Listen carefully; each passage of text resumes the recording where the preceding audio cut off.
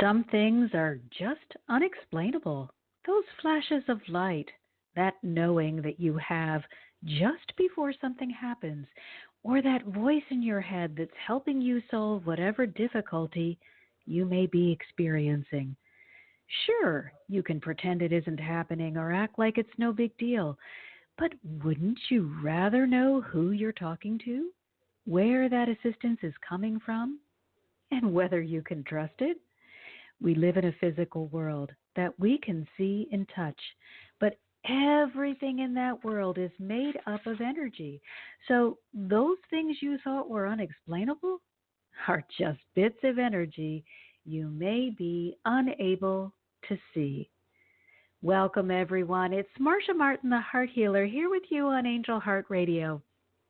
And if you're ready to really understand the energetic realm and how it can help you, stay with me, because when we come back, we're going to learn how to talk with the angels. Angel Heart Radio programs are powerful tools for transformation, positivity, joy, and hope. They should not be used to replace your legal or medical advice. Welcome to Angel Heart Radio, where we celebrate you. We celebrate your divine connection. We celebrate your magnificence. We celebrate you as a beautiful being here on planet Earth, sharing your love and your light. We are so blessed to have amazing hosts here on Angel Heart Radio. We fan your seeds of hope and we help you to plant more. AngelHeartRadio.com is our station, and AngelLight777.com is our big sister. All the links, the series, host information, how to visit us, and really how to receive the best from Angel Heart Radio, and a whole lot more besides. Thank you for choosing to be with us on Angel Heart Radio. We're so grateful to share with you. Powered by love, Angel Heart Radio is brought to you by AngelLight777.com.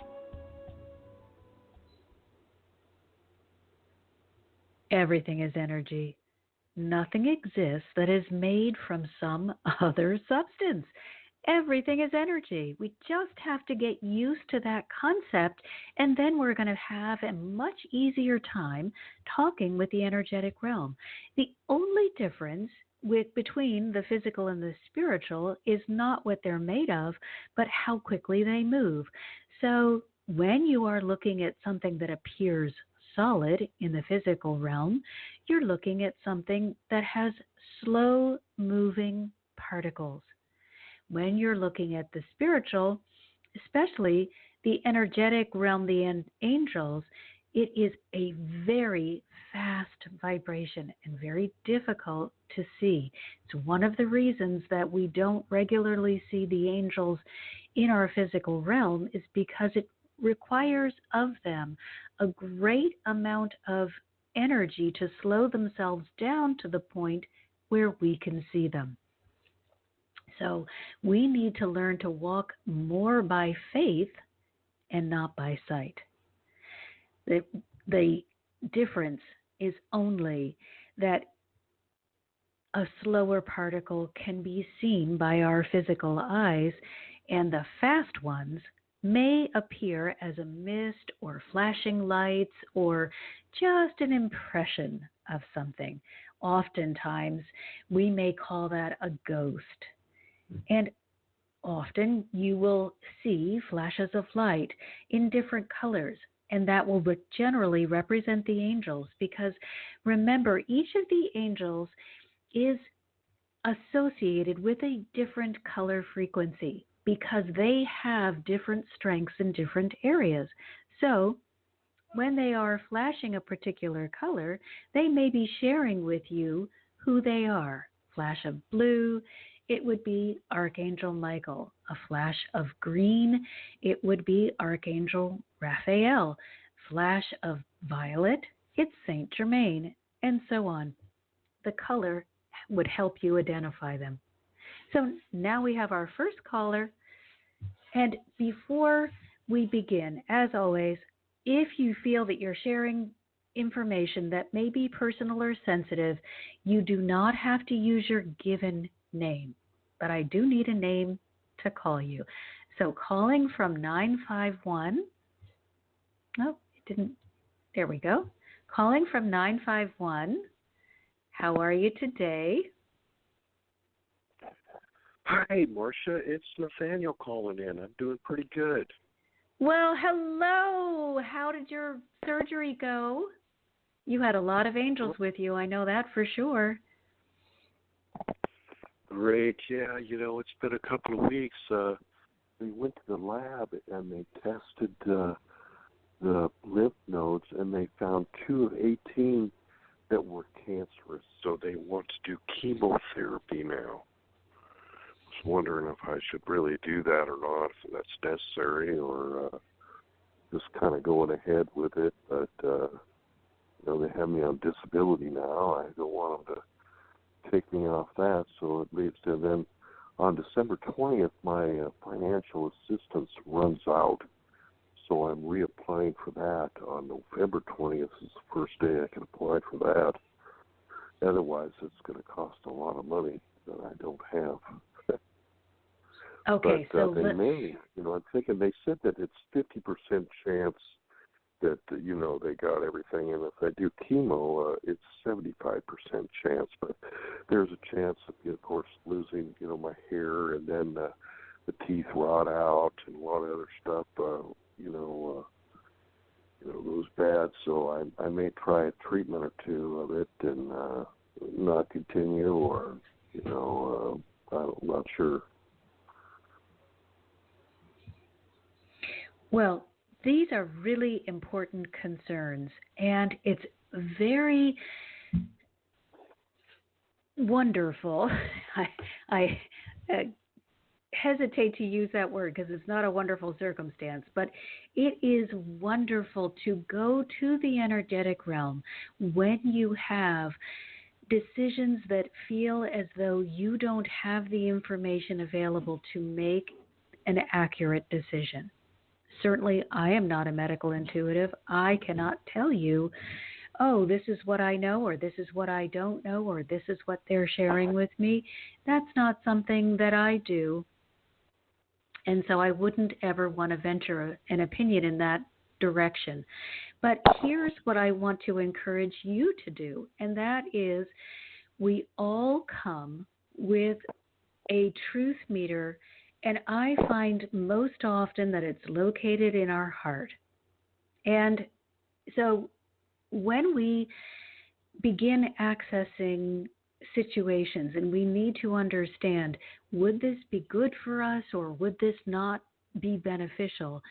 I find that most people, now this is going to vary person by person, so I can only give you the majority of people, and we'll have to figure out what's best for you here in just a second. But most people find that the heart seems to feel at ease when it is something positive or truthful, and the gut tends to clench up, or you feel a little nauseous when it is something that is going to be adversarial for you.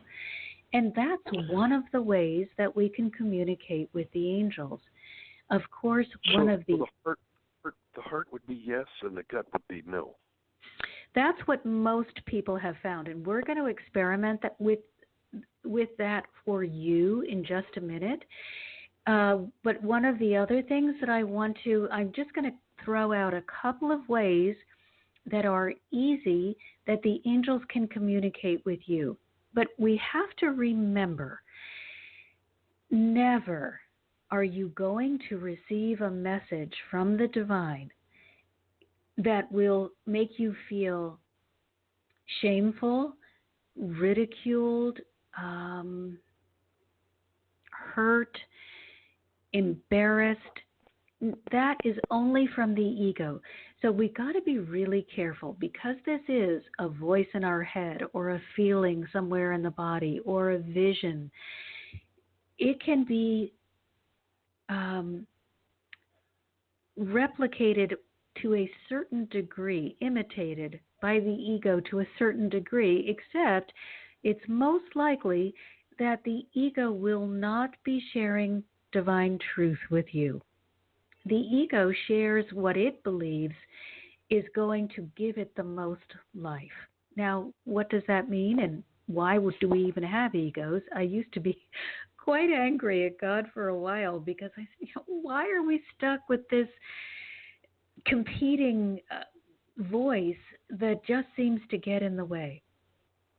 But the ego does a wonderful job of motivating us. It often demoralizes us and makes us feel scared and oftentimes stupid and may make us feel embarrassed. But if we encounter that enough times, most of us begin to say, you know what, I'm done. I'm done feeling bad. I've got to find another way. And so when I really heard that from the divine, that the ego is designed to be our motivator, to push us to investigate how we can strengthen our relationship with the divine, it made sense.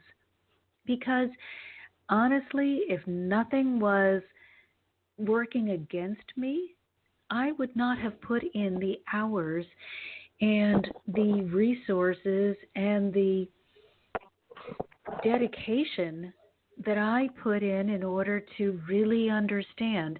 And I don't know of anybody else that would just say, hey, I don't have anything better to do today. Let me just sit down and really comprehend how I can get into a partnership with God. It's not the most fun thing, and it doesn't offer immediate rewards because it requires a great deal of growth. So the ego is really helping us when we understand the role that it's playing. It feels like your biggest adversary, and it feels like it's preventing you, but it's really prodding you forward. So if you hear the voice that says to you, Nathaniel, of course you need to get chemo. Don't be a fool. That's a voice I wouldn't trust. That now doesn't mean that you don't get chemo. It means you dig deeper. But anytime there is ridicule or shame or condemnation, I don't ever feel that came from an angelic or a divine source. So now you need to dig deeper. Okay, well, that's one way of looking at it, but I don't feel comfortable with that answer. I'm not sure that it's coming from you, God, the divine source, whatever you want to call that all-seeing, all-knowing being. Please give me confirmation or help me understand this in a way that will feel good to me. Now, that's different from when we say, angels, help me with this answer. And you wait 5 seconds and you say, well, angels, why aren't you helping me? And then you go back another 5 seconds. I asked you to help me, angels. The difference between the two is, oh my goodness, it looks like I've screwed up. Hang on, Nathaniel. Let me see if I can fix this. I am having such a cuckoo day with this. It's telling me I have 90 seconds, which means I'm going to have to figure out a way to extend the show. Hold on. How do I do this? Oh my goodness. This daylight savings time totally made me cuckoo, and I should have made it. The show originates out of Australia, so I should have made it an hour later, and I didn't. Now, how do I do this? Click to edit. Okay, let me see if I can save. Let's see what happens here. Fingers crossed. Oh my gosh. Angels, thank you. I'm probably one of the least adept technology people. Except for me. I love you. I have gotten to the point where I just say, angels, I really need your help. Do you know they showed me how to do that quickly? As soon as I stepped out of panic. Now, ego was like, oh, you idiot. Look, you did it again. You really screwed it up this time. Angels were like, calm down. Just look at this press that button and it will let you extend. Hallelujah. Okay, so that was the perfect example of the war between the ego and the angels. The ego, oh, you're such an idiot. You always do the technology crazy. You forgot to make the show an hour later so that it's really at the correct time for the U.S. It's super stupid award. Yes, yes, that's the ego. But the angels were like, hold steady, just push this button. Divine intelligence. That's the difference. Universal so mind. there's always an answer, but if you're in panic, if you're in fear, if you're in that place where you can't hear them because you're closing yourself off out of fear, you are only going to be able to hear the ego. So the problem is, though, we get really impatient. And so we step out of faith, and again, we're stepping into fear. So what I was explaining is, if we say, okay, angels, I really need help with this problem. So let's take this example that they provided so beautifully for us. Apparently, when I set this show up, I had forgotten to extend the time to the full length of the show, and I left it at the default setting, which is 15 minutes. So it was telling me, oh, your show is about to end. I'm like, what? That's not right. So immediately the fear, the panic sets in with the technology. Uh-oh, now I'm going to have to figure this out. And it's not easy for me. So I wanted to clench up to get closed off from my guidance. But luckily, I have been doing this for so long that a wise part of me stepped in and said, no, you don't. You will not go there.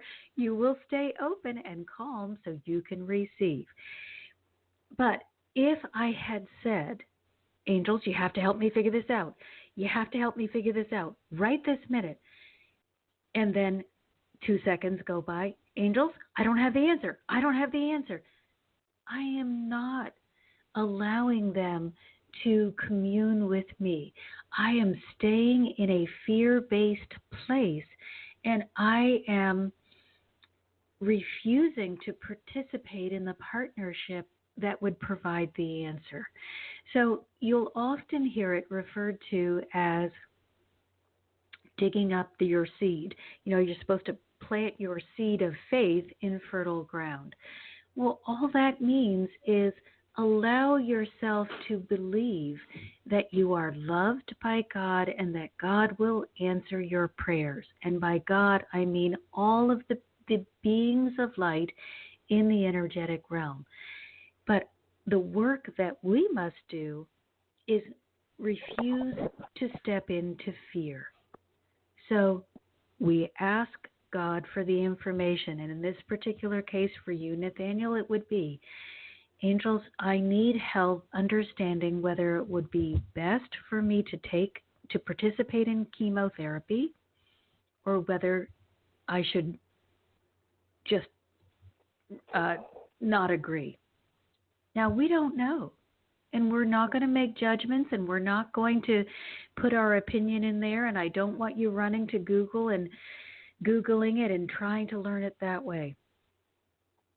That's good information, but it's going to color your vision. So I want you to stay as pure and as open as you can. You've planted the seed.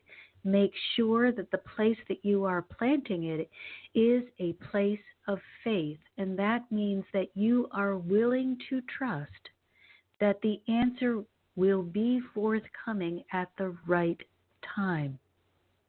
Now, what's your job in this? Your job is really important. First of all, you must understand no one, absolutely no one, can be cut off completely from the divine. So any time you go to the energetic realm in prayer or supplication or just with a question, you are automatically heard. There is no one that is not heard. The next thing you need to know is you are always answered. And actually, the answer is usually forthcoming just as you are forming the question, because we are not dealing with another human being. We're dealing with infinite intelligence that already knows that Nathaniel is going to have this question. They've already seen the big picture. They know that you're going to be questioning which is the best route for you. So the answer is already on its way to you before you formulate the question. Your job is to be a good receiver. That means you've got to stay open and alert, because the angels, the energetic realm, can communicate with you in so many different ways. So let's go over a couple of the ways that you can receive an answer. So your question is, let's just do it one way and not both ways. So instead of asking a double-sided question, let's just ask the question, should I agree to chemotherapy? So we're not going to do, or should I not? Just, should I agree to have chemotherapy at this time? That's going to be your question. Now, they can answer you with all sorts of symbols, with numbers, with synchronistic events, with signs, with songs on the radio, with colors, but they will always answer you. It's so important that you understand that there is absolutely nothing that will prevent the energetic realm from answering. You are so powerful, however, that you can prevent yourself from receiving the answer. So what you're going to do is just state the question, angels, should I go forward with chemotherapy? Now leave it there and immediately step away from the question. The energy of the question is one energy. Now let's pretend that you're actually taking a giant step. You're not actually going to do it, but we're going to take an energetic step to the side or forward or back or wherever you feel you need to be in order to be in your receiving place. You ask the question from a place of not knowing. Now you need to get into your receiving place, which is your place of knowing. So I want you, Nathaniel, to energetically move yourself to the place where you are able to receive the answer. It's a place of certainty.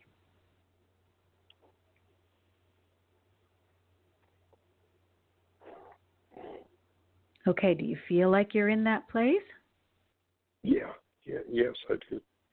Okay, so now I want you to work with the truth meter. Now, because this is something that you're just learning, and this question is not, what should I wear today? Should I wear a yellow shirt? This is a very important question. I want you to go back for confirmation. So we're not just going to go with the first answer. And going back for confirmation is very different from not giving yourself time to receive the answer. So going back for confirmation is, angels, I believe that I understand what you're saying to me, but I need to be absolutely sure. Please resend the answer or send it in a different form that I will easily be able to understand. Now, notice that I am creating a relationship with the angels. I am explaining to them where my difficulty is, or this is a really major decision for me, angels. I really want to make sure that I'm getting it correctly. They absolutely respect the learner in all of us, the student in us. So when we come to the energetic realm and say, I think I got it, but I really want confirmation. You're establishing a relationship. You are becoming someone they can work with and that who wants to work with them. And they love that kind of interaction. Think of you if you were trying to teach someone, just if you, let's say you're trying to teach someone to ride a bicycle.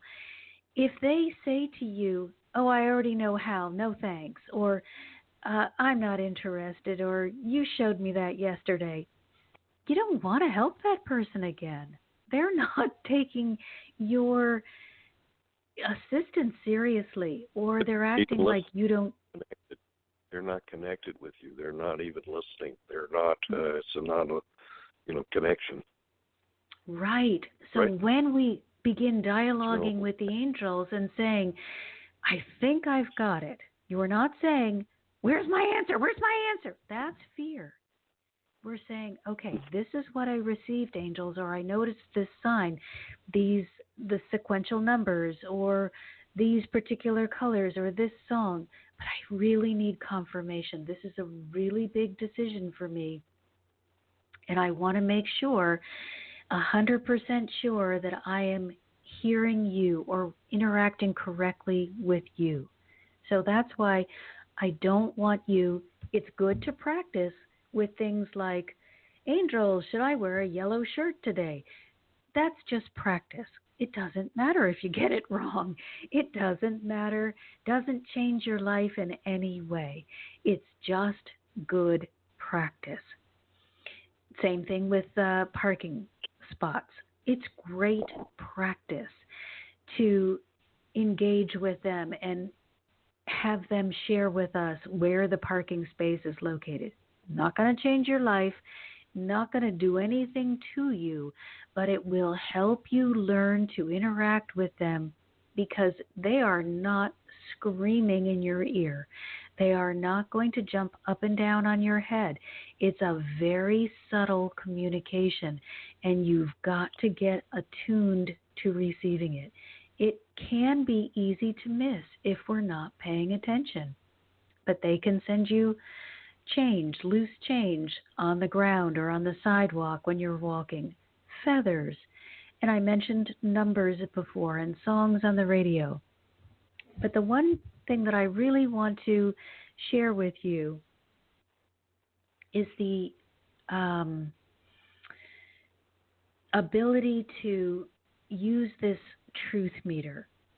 So we're going to begin setting up some things that are true and things that are lies, and you won't know what I'm going to ask in advance because I want you to get used to locating the way your body communicates with you. As I said, I've taught this to other people, and most people feel that its heart tends to respond if it's true, and the gut or somewhere else in the body tends to have a reaction if it's false. So let me think of some easy things that we can use. So the first thing would be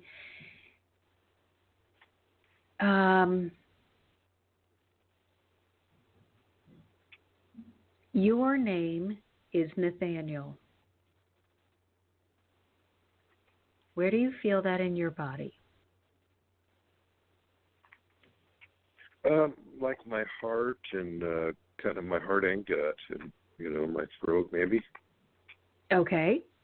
So Yeah, we're going to do a few more, and then I see I have another caller. So caller, if you can just hang on while we get through this truth meter, then I'm going to make sure that you have time with the angels as well. So we want you to locate it a little more specifically so that it will be easy for you to tell which thing is happening. So I'm just going to keep going, and I'm not going to tell you which things are not true and which things are in advance, just so your body will react and you'll be able to get a better read on it. So it's currently nighttime. Where are you feeling that? My heart. Okay. Is it currently nighttime where you are? No, it's till about 3:30 or so. Okay. So you're still getting a little bit of confusion because that's a blatantly untrue statement. So let's keep going. It might be nighttime where you are though. Okay, so that wasn't good for you. That was not a clear enough statement. Excellent. This is the best way that you can work with angels. If it doesn't come through clearly, you keep going until you understand. So let's find something else that grass is usually green. Where do you feel that? My heart. Okay. Pumpkins are usually orange.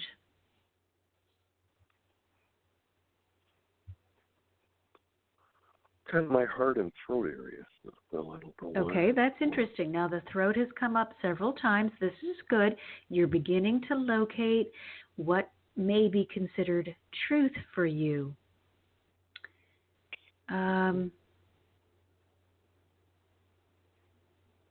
We can see the sun when it's nighttime. That's going to be more in the gut, belly, lower kind of belly button area. Good. Now, I mean, don't get too scientific on me and say, well, just go with. We're just trying to get some base things going on here. Blue is the color of Archangel Michael. That's going to be around the throat area. All right. Now that's interesting because the throat chakra is also blue, so that might have been confusing. Okay. But are you getting the idea of what we're doing here? It's easier when you have situations. I'm trying to think of some other good ones that are just so easy. Okay. Red is the color of the root chakra. Yeah, that's going to be heart Excellent. Throat area maybe. Excellent. Mm-hmm. So heart throat is where it seems to center for you when it's true. Let's try 3 more, and then we're going to go to our next caller. So, okay.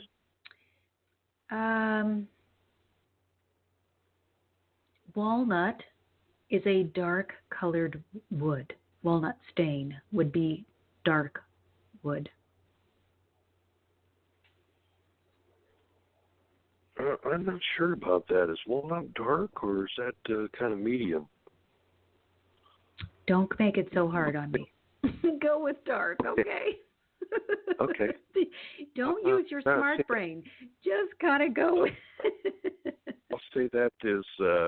I'll say that's heart okay. area. And here's an easier one. Pine is a light colored wood.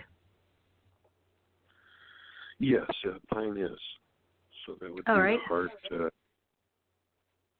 Here's another one. I'm trying to pick things that are kind of universal. Asphalt is black. Yeah, that would be heart area. Okay. Now let's try. Those kind of lower heart. I don't know, because if it's black, I don't know. If it's black, it seems a little lower. That's interesting. Okay. So you've got to give yourself permission not to attach to the statement. You just want to be in a free-flowing space, and you're not judging it good or bad. You just want to see what feels true to you and what doesn't. So now, let me ask you something else. During the day, the sky is always purple. That feels lower kind of stomach area. All right. Now I want to ask you something else. chemo is the right choice for me? That feels kind of gut area. I may want to go along with it. I may get a treatment and not continue, or I'm not exactly sure. But I don't have to continue with it. Okay. So. Well, we're not going to make. I want to tell them that I'm going to do it, for disability areas, because if I tell them I'm not going to do it, they may send me back to work right away. And I want some more time off, and I want to decide. Not sure if they're going to cut me off or approve it, so I even can do it without paying thousands of dollars for it. Okay, well, we're not making the decision today. You're throwing it out there, and you're allowing.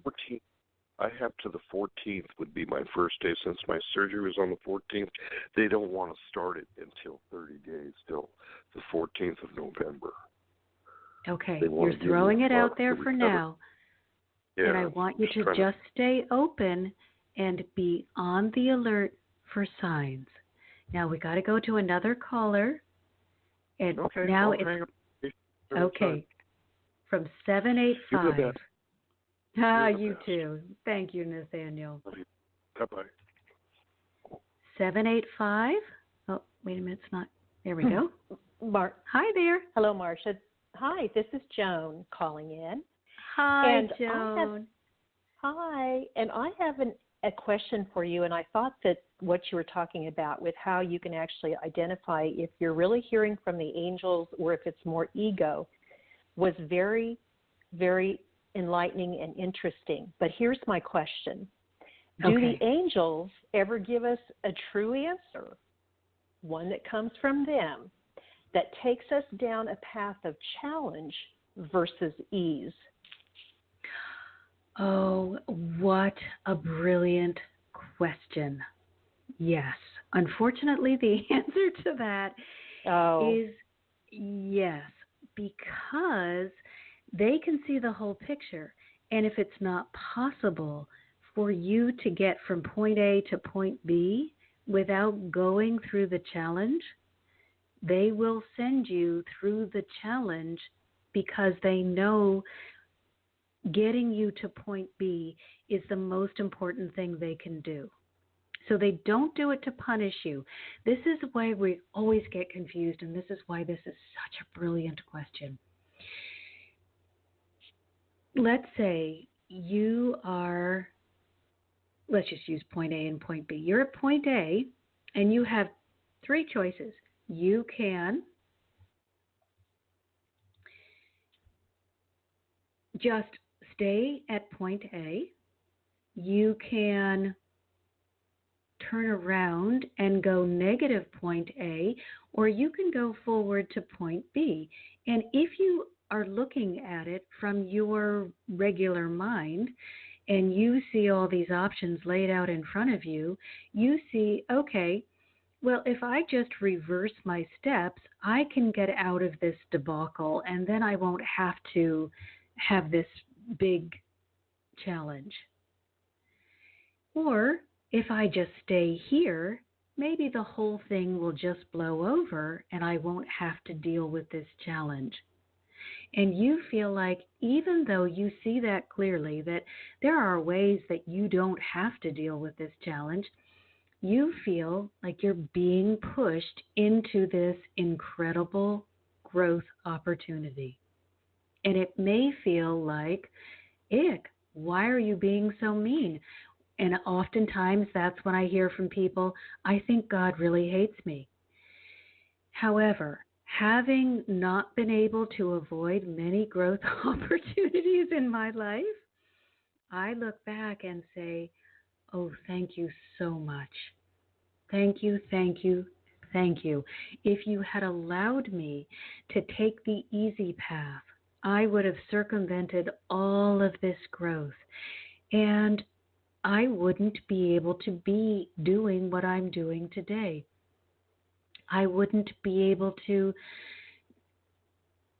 operate without judgment or be kind and loving to myself. that part was missing for me before I went through the challenges. I was able to be kind and loving to others, but not to myself. And it took me imploding before I could see that I had value that needed to be recognized and honored if my life was going to have any value whatsoever.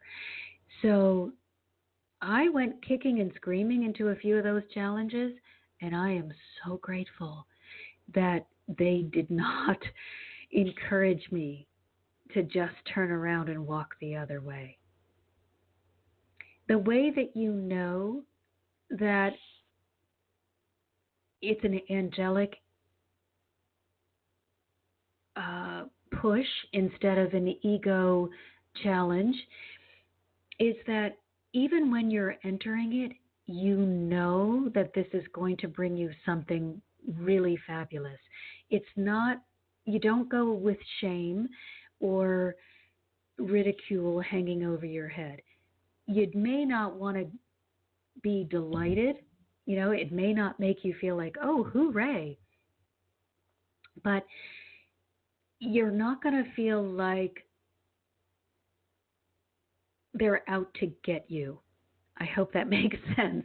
Like when the ego used to have me do things, I would feel like, well, I don't want to do this, but I have so little to offer the world that the only thing that I can offer is this act of sacrifice. When the angels ask me to do something, I will say, is this a way in which I can serve?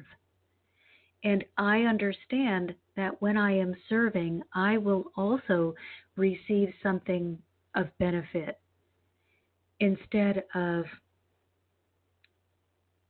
being the one that is perceived to be the servant or the lesser one. So does that help you? Does that make sense? It just becomes confusing because I thought I had really taken the time to speak to the angels and ask for guidance, a lot of time in meditation and prayer. And at the beginning of the decision that took me on a path, everything felt very exciting and joyful. And then it took a complete 180.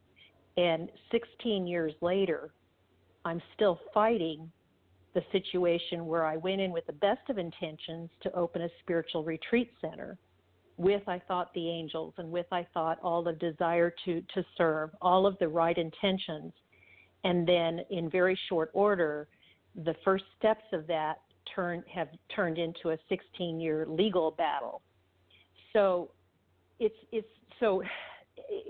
I'm just maybe not sure of when it's my ego, and I've thought of this many times, and when it's the angels. So when you're going through, my question is, if you feel that you have gone through so many of the steps you've already mentioned, Marcia, to get to where you understand in your heart that this is the right step to take, but then it turns into the wrong step, do we question that we heard the angels incorrectly, or are we back to, well, the angels know the ultimate outcome and the personal growth of this journey, so yes, they have put you on the path, even though it has taken the 180 turn to make things, I'll say even, at some point you say if it's shameful or embarrassing or anything, it feels like the wrong path. So right. The confusion, you can see the confusion in all of this when you're trying to trust the angels, and then you start to lose, let's just even say you start to lose faith when what you thought was the right path turns so against you. That's when you go back and say, angels, I need help. I can't see the blessing in this.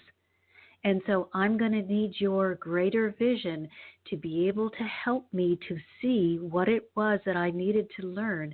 And if I've learned it, to allow me to be released from this circumstance. This is now becoming quite dragging on my energy. And so I really need your help. I have an open dialogue going with them constantly of, hey, I can't do this on my own. I am completely certain that it will not go well if I try to attempt this on my own, and whenever I get into a circumstance where I feel like, whoa, did I misread the signs or what's going on? I go back to them and say, okay, I'm clueless. I can't figure it out. You're going to need to help me. I need to get out of this situation immediately, or you need to explain to me why I need to stay in, because I feel like it's all gone crazy and I can't find the good in it. I can't find the blessing. Now, we're not coming from a place of blame. We're coming from a place of responsibility, and they are wonderful at honoring us when we honor them. So when we realize I might have gotten it wrong right from the beginning, or perhaps this was just to be one of the greatest lessons that I'm ever going to be able to encounter, then we're in that position of no blame and no shame, just learning, and we're partnering with them and able to be respectful of the wisdom that they can share with us. And so it just makes us the perfect student. And honestly, because I know that, I don't think you made a mistake. I'm not sure what the blessing is in this situation yet, but that is something that we'll explore together, because you need to know. It can be very unsettling to be in something that doesn't change no matter what you seem to do to it. So one of the things that you can do is just very straightforward. Angels, I really need to see some benefit. I am really weary. I have stopped pretending at all with the angels. So if I'm feeling tired, I tell them, this is really wearing me out. I need to see some benefit. I started my journey with them by trying to pretend I was really great. I've got this, angels. Don't worry. Take as long as you need. And now I'm just like, you know what, guys? I'm done. I'm so tired. I can't find the benefit. You're going to have to help me out with this one. I want to quit. I've just gotten extremely honest with them. They know what we're going through anyway. And trying to pretend that you are okay when you're not isn't honoring who they are. And they're fun. They like to have fun. They will tease me, and they will tease you once they see that they can play with you. But they never hurt you. So they would never. I have one question too. Kind of where you went to, though, when you can go to the angels. I thought that was a very interesting comment you made. You can literally go to the angels and say, "Did I misread you the first time around?" I'm curious when you have done that, how they have answered you, how you have known again that was the answer from the angels, and again not your ego, because this is where it gets so confusing. Is it me thinking this and having this ego in my mind, or is it the angels speaking to me? Brilliant. Again, ego always comes with shame, even when I've gotten it wrong. Okay. The angels will say, from where you were standing, you could probably only see Main Street. However, we needed you to go down on First Street. And you should have continued to dialogue with us throughout this when you started feeling uncomfortable. The only mistake you made was to stop talking to us. That I can accept. Ego would say, you idiot. What were you doing on Main Street? We told you to go to First. That would be ego. Angels would be... Now that brings me to a point of thinking that the disconnect might have been to only have included the prayer, meditation, angel piece of it in the decision of yes, move forward, or no, don't move forward. And then maybe not being conscious of keeping that spirit alive through the whole process. Because I have a feeling now that you say that might have been what the disconnect was, because I trust my own abilities as a person here who's done successful things. But in this realm, when I felt the angels were speaking to me after they said, yes, go ahead and do it, I kind of like, thanks, you gave me your answer. I'll talk to you in 10 years. You know, is that a reality? Is that what goes on with the angels? You need to keep them tapped in through the whole process? Well, I find, yes, but I find if I'm going to fall off the bridge, it's when I say, oh, goody, I've got this. I don't need you anymore to help me. Then I might as well just take a header onto a concrete block, because it's not going to go well. But and it's not that a conscious, I'm going to get rid of this, you know, my beliefs and my spirituality and all of that. It's always at the core. But sometimes you step into the real world, so to speak, and you know that there's certain things you have to do, and you use your intellect and your experience and your business acumen or whatever it is to bring that forth. But this has been just one of the greater challenges, but I've had other challenges as we're talking about. Is it ego or is it the angels? And I'm just, I guess, continuing to learn and explore. Well, and I think this is just, and it's such an intricate thing. So are you going to get the answer immediately right all the time? Probably not, because we're all growing. So what I have discovered is, angels, what should I do? We were talking with Nathaniel. Should I have the chemo? Well, right now, his gut is not feeling in line with that. And I advise that you continue to check in. It's not just one and done. So in your case, they may have been encouraging you. And honestly, I have to say, when I look back on the things that seemed to have gone cuckoo, and I think, gosh, angels, you could have hung in there with me and given me a high sign. I do generally find that I wasn't paying attention. I had gone on autopilot, and I really wasn't checking in with them, or I was like, well, I got this. I don't have to have them. Or I could remember times when they were trying to get my attention, and I was thinking, oh, yeah, I'll get to you later. Let me just finish this.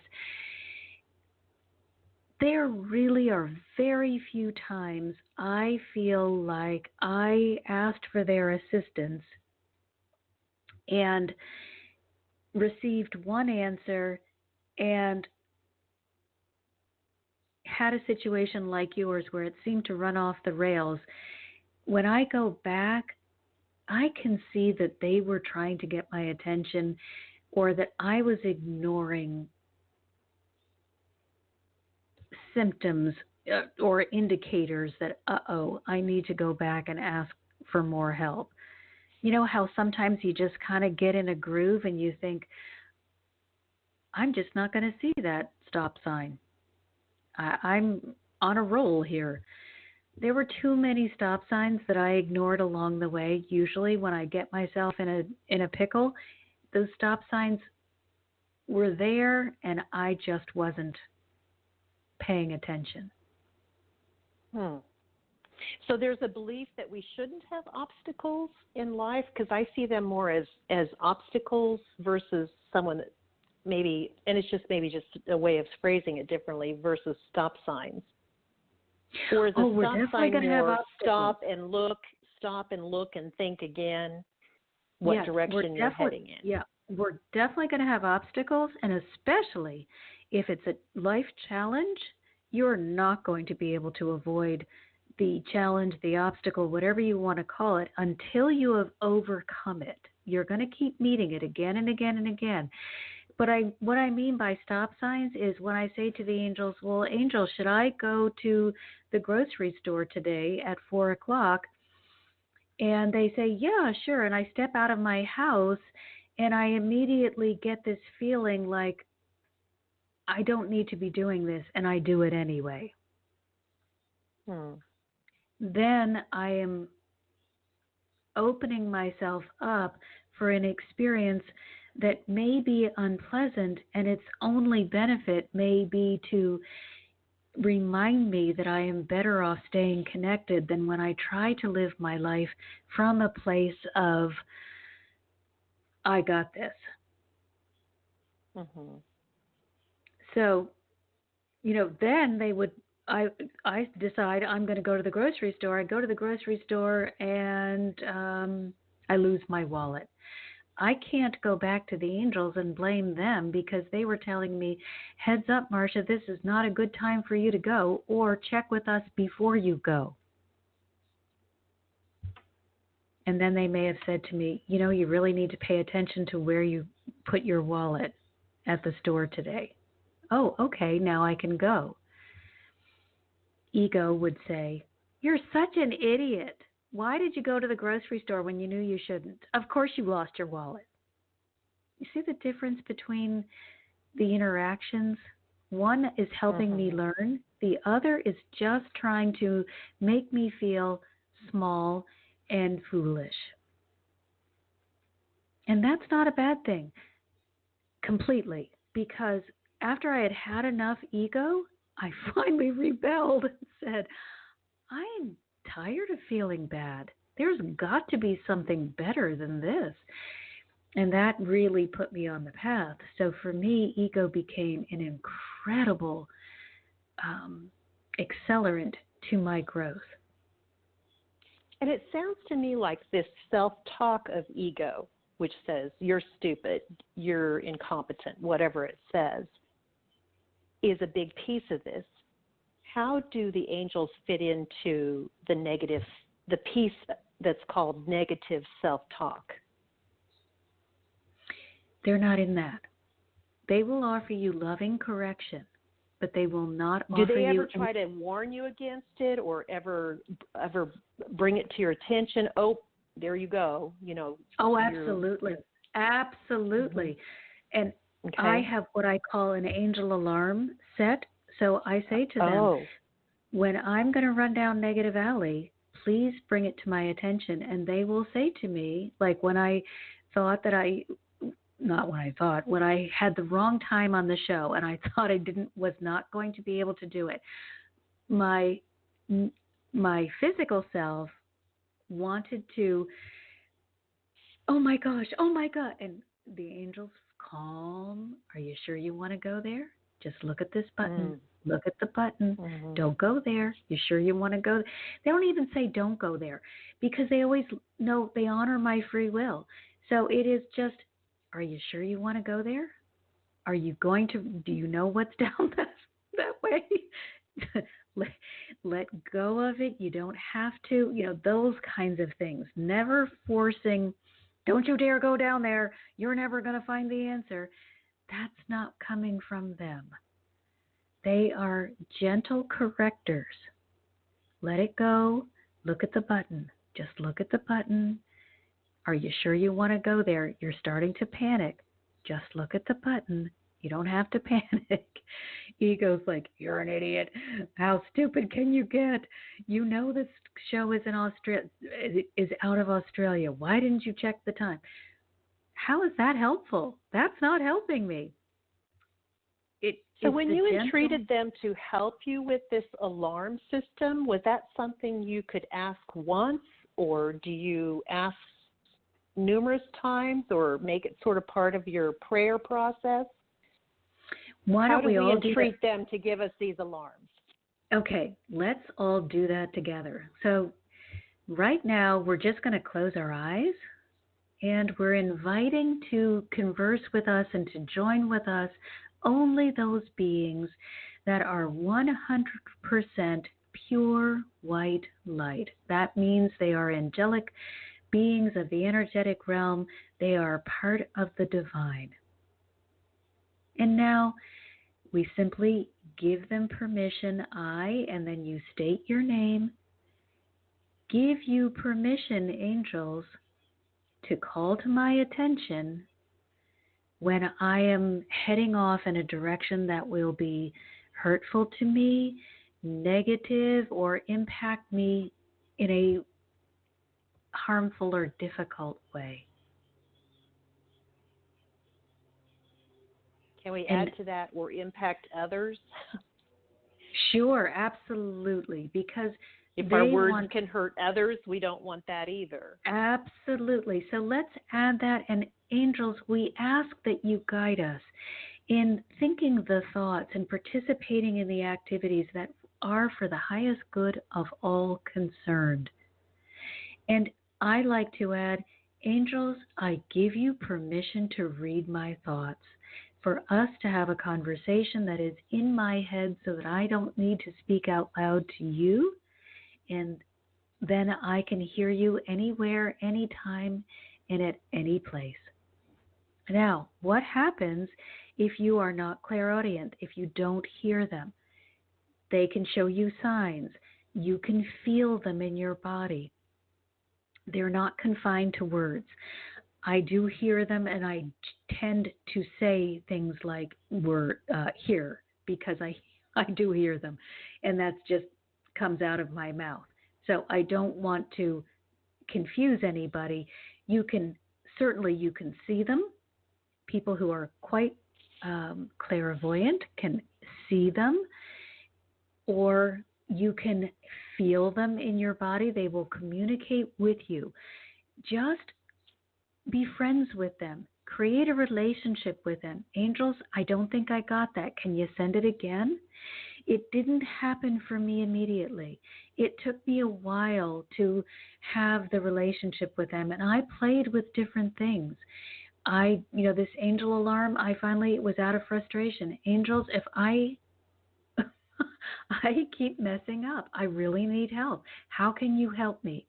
What can I do so that you will stop me or help me see when I'm heading into a disaster? And they came up with the angel alarm that we now have all activated in ourselves. Now, you don't need to keep setting an angel alarm. It is set, but you do need to pay attention. So whenever you're going into a situation, angels, I trust that you're here with me and that you will provide guidance. If you are feeling something, angels, is that you? It's not going to, if this is something new to you, it's going to feel a little awkward in the beginning, and that's okay. It's a new skill that you're learning. And so you don't have to keep setting the alarm, but you do have to keep checking in. Because if you never check in, it's just going to fade away, just like our muscles get flabby and flaccid if we don't use them. You are going to have to keep using the angel alarm if it's going to really work in your life. It's now automatic for me, and I forget to share it with people sometimes because it's been years that they've been helping me. And it's like two different, you know how the cartoons often show an angel and a devil on people's shoulders. It's kind of like that. The ego is like, oh my gosh, you screwed up. The show's going to turn off, and then you don't know how to start it again, and on and on. Panic plus. That's in one ear. In the other ear, it's just look at the button. Look at the button. Press on the button, and you'll get your choices. It's the perfect angel devil routine from the cartoons. But it didn't start out that way. It started out with a lot of, gosh, I hope I got it, angels. Help me out, angels. Oh, I hope this is, it's okay not to be sure, to stumble, to make a mistake, to get up and start again. And your goal is to have a friendship with the angels and not a dictatorship. The energetic realm doesn't dictate. You have free will. You can still choose to run into that brick wall at top speed, and they will allow it to happen. But they will give you the opportunity to make a better choice. Thank you, Marcia. That was a blessing. Oh, good. All right, we've got one more caller, and we're running out of time here, guys. So thank you so much. And now 917, you have been so patient. What's your question? How can we help you? Well, first of all, I enjoyed listening to the show, so it was a pleasure to hold on so long. Oh, thank you. I was really listening to the last caller because I seem to be going through that situation. I've been trying to figure out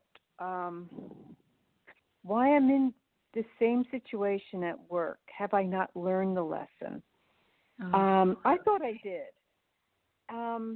And so I've been actually, as you guys were talking about what to say to your angels, I've been repeating those things.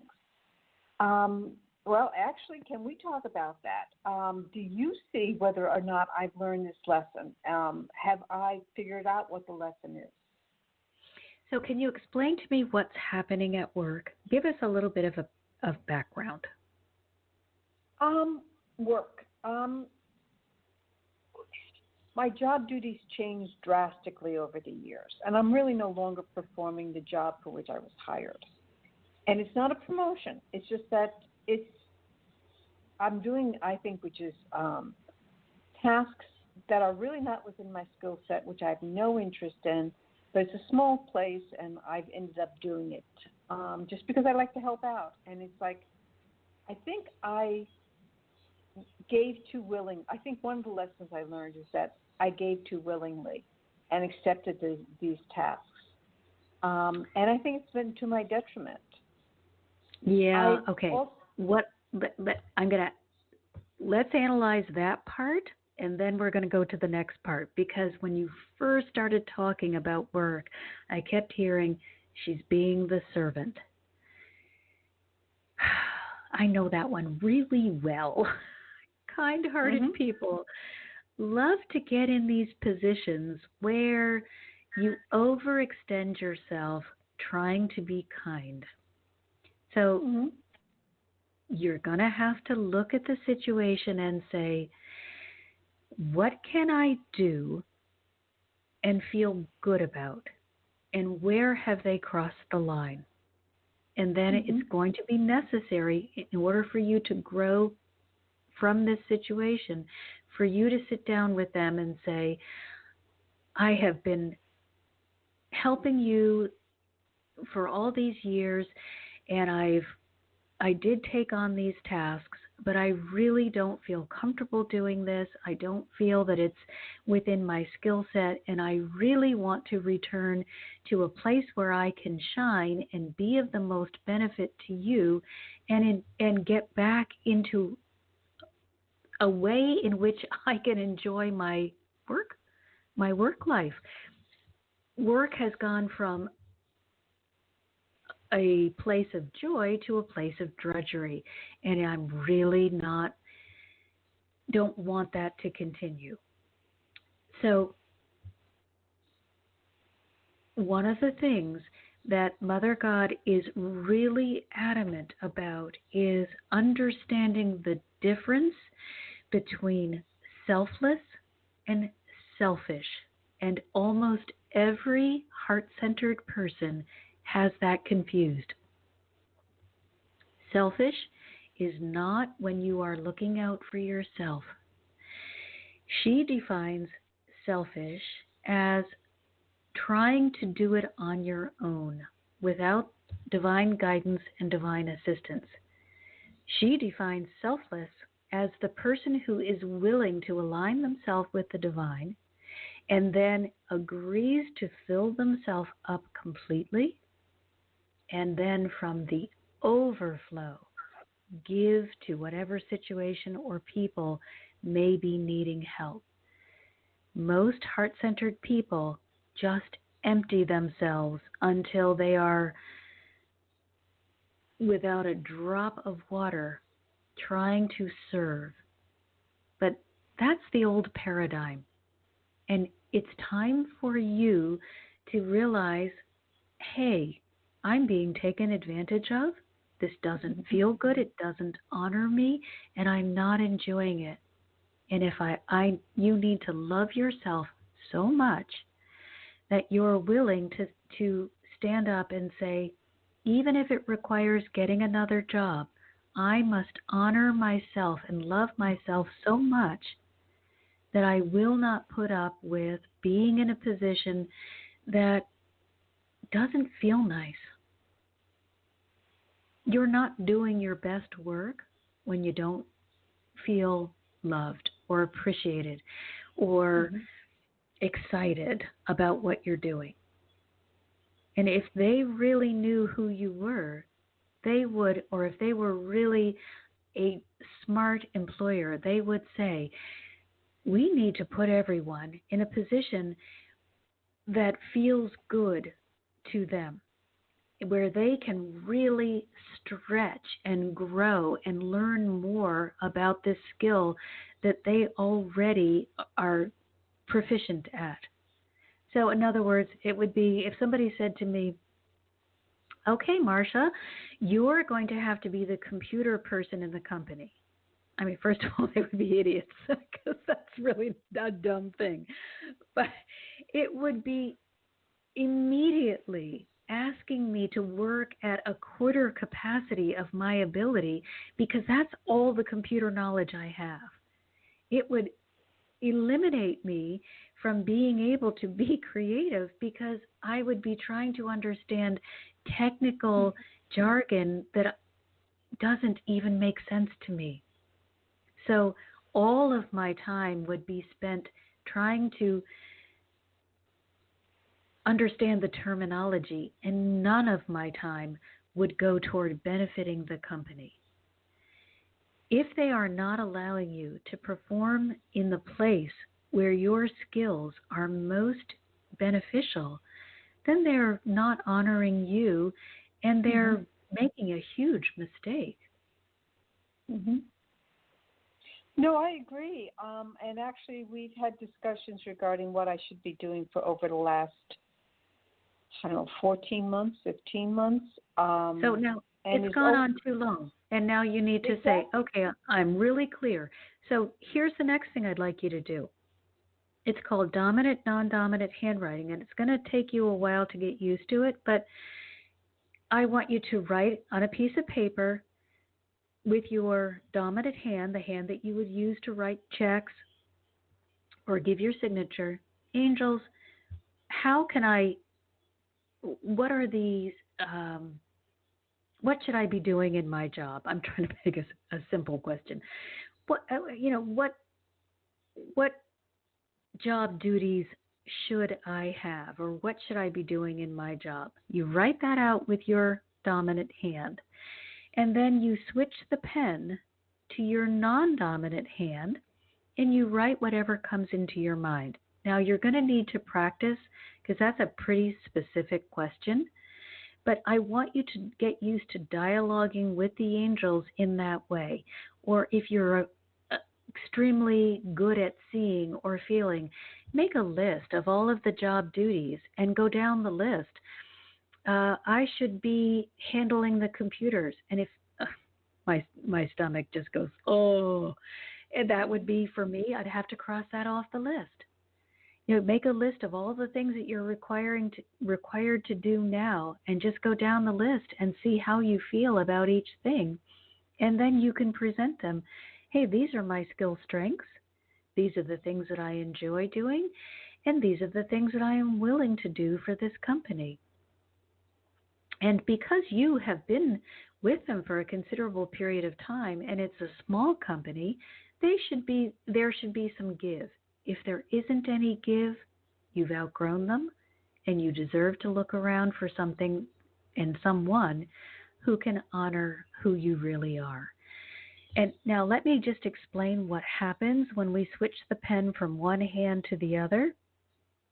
There is a band of energy in the brain, in the midbrain area, and it's called the corpus callosum. It attaches the two hemispheres, the right hemisphere and the left hemisphere. And information from the energetic realm comes in the right hemisphere and has to cross over the corpus callosum. It's collected in the right hemisphere. It has to cross the corpus callosum, which is like an energetic bridge, and get into the language center to be processed, because the energetic realm can only communicate in energy, and you need to translate in language. Now, normally, when we're having conversations with people, no big deal. We can cross that bridge back and forth, it's easy.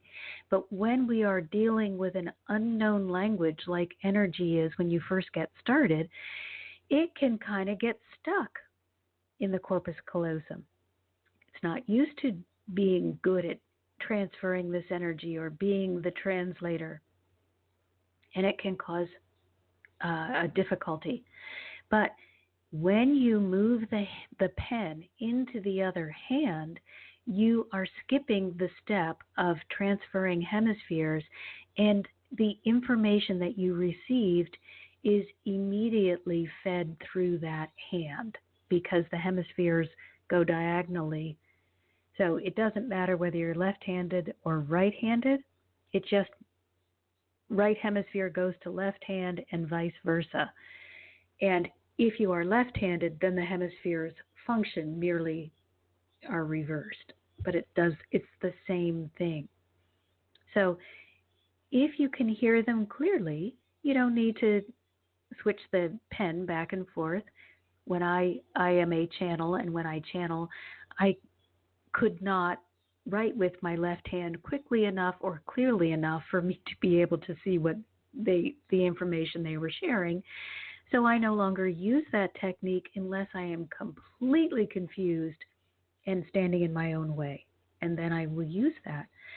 But if you feel that you're not getting clarity, try writing the question with your right hand and then writing the answer with your left hand. And now you don't have to go through the whole translation process, and where a lot of the confusion comes.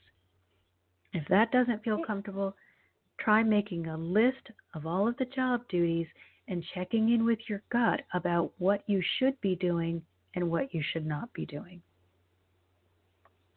Actually, I've gotten to the point where I just want to leave. I feel so done.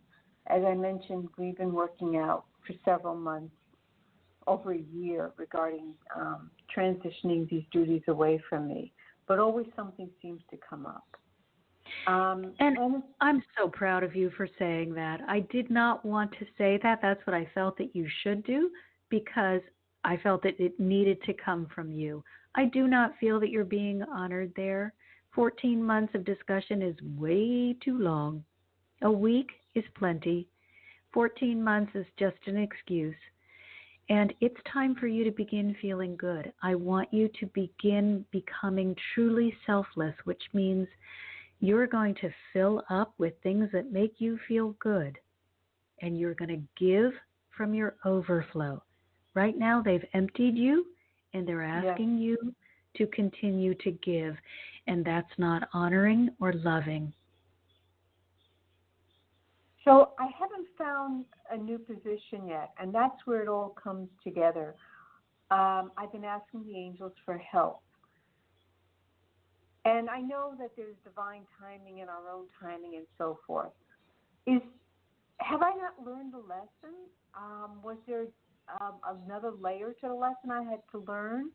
Because, again, I just, there's not another job lined up yet, even though I've been looking for months. And I understand that, but I want you to step out of fear and into faith. Angels, I trust you completely. Thank you for showing me the way out of this job. We all tend to step into fear and to panic when we're in something unexpected happens. Back into trust, back into faith, back into that knowing place. And you can also ask them, angels, could you please make if I need to stay here in this current job for a period of time, could you please make it more interesting or more exciting, or allow me to feel more honored? Can you help me with this work environment? Begin learning the thing that you asked, is there more to the lesson? The other part is to learn to honor you, to begin really accessing the ability to be selfless by filling you first. So that means you're going to have to learn how to say to them when they say, "Oh, will you go clean the toilets?" No, that's not in my job description, and I'm not going to do that. I know that you need someone to do that. I completely understand, but I'm not going to be able to help you with that. Mm-hmm.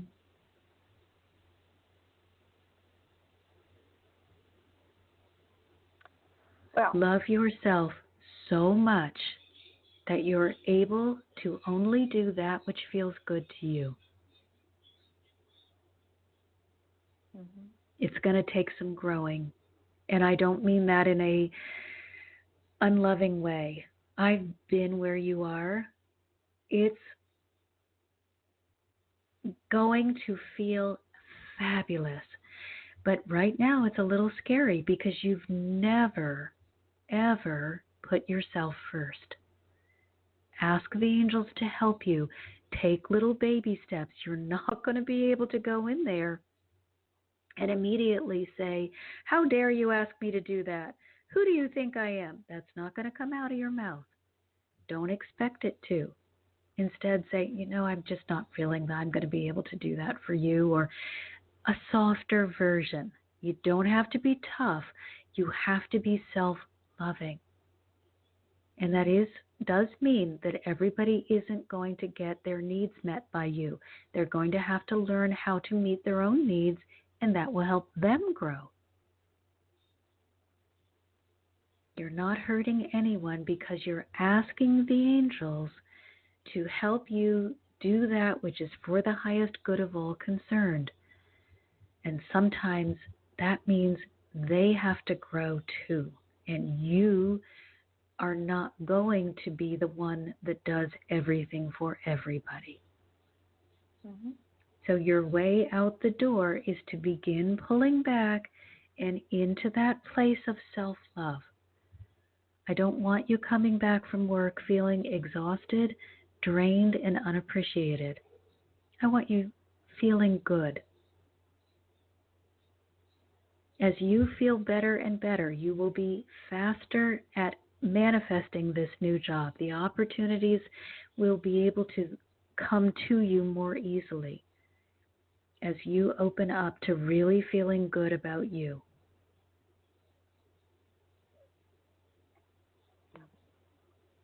Well, angels, you heard her. Come on, help me out. They are absolutely 100% on your side, and they are never happier than when we get the understanding that when you start saying, "Hey, I matter," they will be delighted. They want to hear you say those words. "Hey, I matter. It's important that I feel good. I'm an important part of this world, and I matter just like everyone else." That is a beautiful thing to say, because as you're able to see all that you are, the beauty that you are, and as you allow that to rise in you instead of being hidden from view because you're so exhausted and you're so busy being their servant, as you really rise up and be the beautiful being that you are, your light begins affecting even more people. You become an even more powerful force for good than you ever were when you were in a situation where you were allowing people to take advantage of you. Right now you're helping 2, maybe 3 people. Pretty soon you're going to be impacting thousands with your light. Now, we went way over time, everyone. So, thank you so much. This has been absolutely so fun. And I got to tell you, I want to thank you all for playing along with me as I have a little panic attack over the technology. It actually worked perfectly because it was such a good example. But I just want you to know that if you are speaking with the angels, if you are interacting with the energetic realm, it will encourage you to be loving, to be kind. And that means including yourself in that love. And to only do that which feels good to you as you have them help you make choices that are for the highest good of all concerned. You are so very loved, but we're not used to being loved. So it is time for everyone. Open your heart and invite the love of the angels, of the energetic realm of the divine into your heart. You all are amazing, fabulous, wonderful beings, and you're just not used to seeing all that you are. So your assignment, your homework for this week is to begin seeing yourselves as you really are, beautiful beings of light. So, everyone, we've got to go. I thank you so much. Until next Sunday, I'm sending you all my love, and we will be back on the correct time next Sunday. So it will be 4 o'clock Pacific Standard Time. And always, you may access my website. It's marciamartinthehearthealer.com. Marcia spelled M-A-R-C-I-A.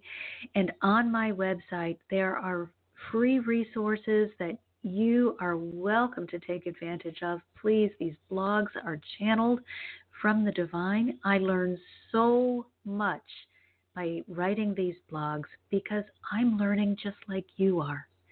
So take advantage of the blog. If you feel that you need more help, I have a community that's just beginning on Patreon. You can access that through my website. Right now, I am completely filled for one-on-one work, but I still am offering the complimentary consultation to give you some support and help, and then you can go on a waiting list for the one-on-ones whenever they are opening up. But if you need help now, for less than $8 a month, you can join me on Patreon, and I am putting new video material in there all the time so that you can be supported on a regular basis. Again, until next Sunday, I'm sending you all my love. You've been listening to another fabulous program on Angel Heart Radio. Our goal is to remind you of how much you matter in the world and to let you know that we appreciate who you are in the world. You can check out who's on, when we're on, and who our guests are at angelheartradio.com. Everything is there. It's all just one click away. Angel Heart Radio programs are powerful tools to help you in your life and your life experience. They are not intended, nor should they, be used to replace your medical or legal advice. The views expressed by hosts, co-hosts, callers, guests, and associates should not be construed as advice from Angel Heart Radio.